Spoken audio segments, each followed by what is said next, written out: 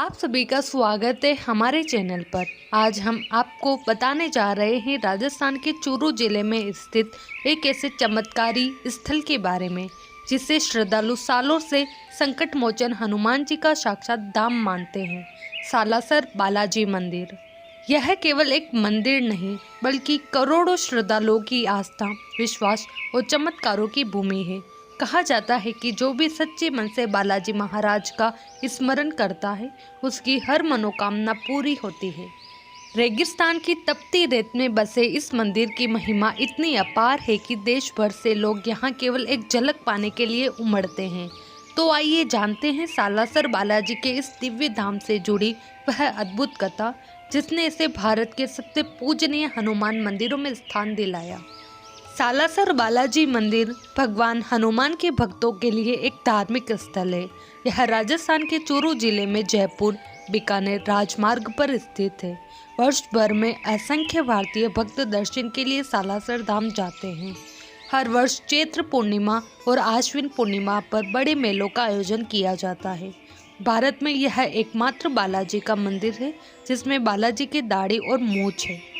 सालासर धाम में आने वाले सभी यात्रियों की सुविधा व धाम का विकास श्री बालाजी मंदिर के माध्यम से श्री हनुमान सेवा समिति द्वारा समुचित रूप से किया जाता है।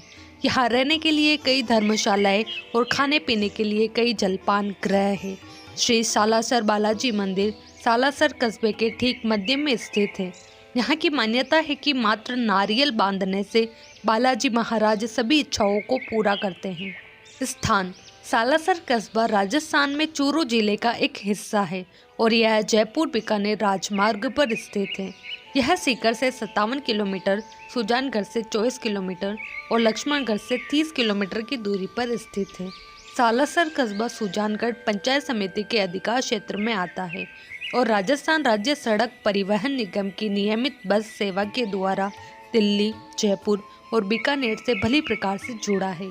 सालासर बालाजी मंदिर का इतिहास: संत शिरोमणि सिद्ध पुरुष भक्त श्री मोहनदास जी महाराज की असीम भक्ति से प्रसन्न होकर स्वयं रामदूत श्री हनुमान जी ने मूर्ति रूप में विक्रम संवत 1811 श्रावण शुक्ल नवमी शनिवार आसोटा ग्राम में प्रकट होकर अपने परम भक्त मोहनदास जी महाराज की मनोकामना पूर्ण की।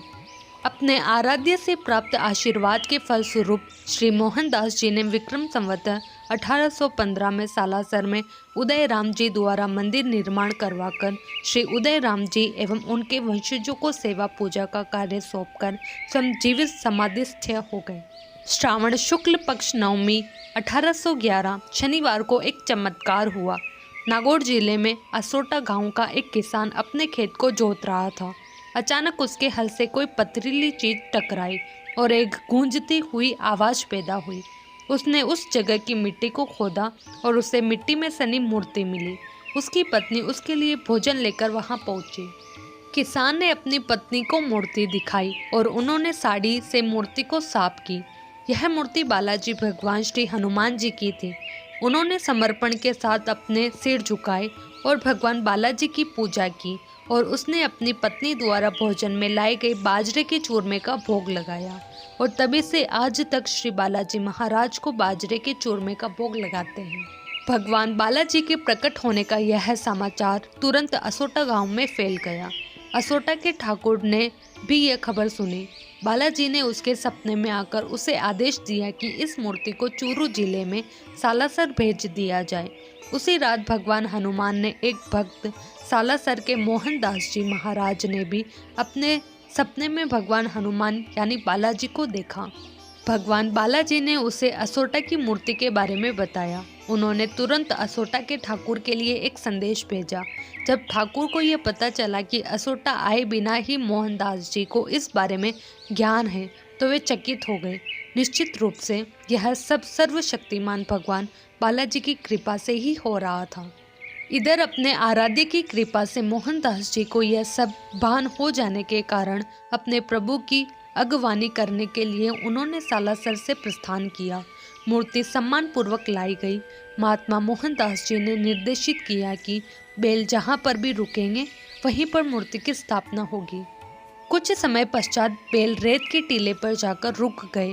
तो उसी पावन पवित्र स्थान पर विक्रम संवत 1811 श्रावण शुक्ला नवमी शनिवार के दिन श्री बालाजी महाराज की मूर्ति की स्थापना की गई।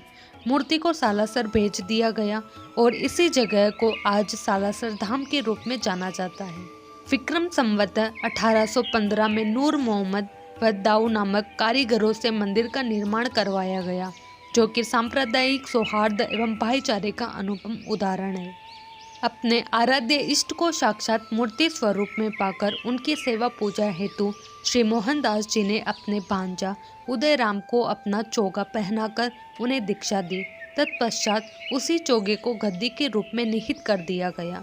श्री हनुमान जी की मूर्ति का स्वरूप दाढ़ी व मूछ युक्त कर दिया, क्योंकि सालासर आने से पूर्व श्री हनुमान जी ने स्वप्न में श्री मोहनदास जी को इसी स्वरूप में दर्शन दिए थे।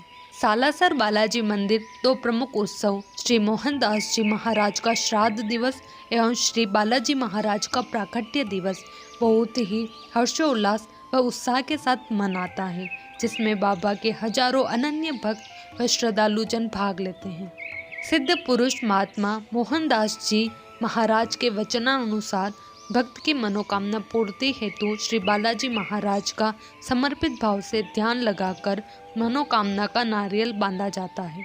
भगवान के भक्तों द्वारा बांधे गए मनोती के नारियलों के प्रति यहाँ बहुत अधिक श्रद्धा है, अतः इनका किसी अन्य प्रयोजन में इस्तेमाल नहीं किया जाता है। श्री सालासर बालाजी के प्रमुख भोग। वैसे तो श्री बालाजी महाराज भाव के भूखे हैं, भाव से तो कुछ भी उन्हें अर्पित किया जा सकता है, लेकिन उनके कुछ प्रमुख भोग भी हैं जिन्हें अर्पित करने से श्री बालाजी महाराज अपने भक्तों की इच्छा पूर्ण करते हैं। बूंदी के लड्डू। बूंदी के लड्डुओं का भोग श्री बालाजी महाराज को बाल्यकाल से ही बेहद प्रिय है। अधिकतर भक्त स्वामणि में भी लड्डू का ही भोग लगाते हैं। बाजरे का चूरमा। बाजरे का चूरमे का भोग श्री बालाजी महाराज को उस किसान द्वारा श्री बालाजी महाराज को लगाया गया था, जिसके खेत में उनकी मूर्ति प्रकट हुई थी। भक्तों द्वारा आज भी इन्हें बाजरे के चूरमे का भोग लगाया जाता है। पेड़े।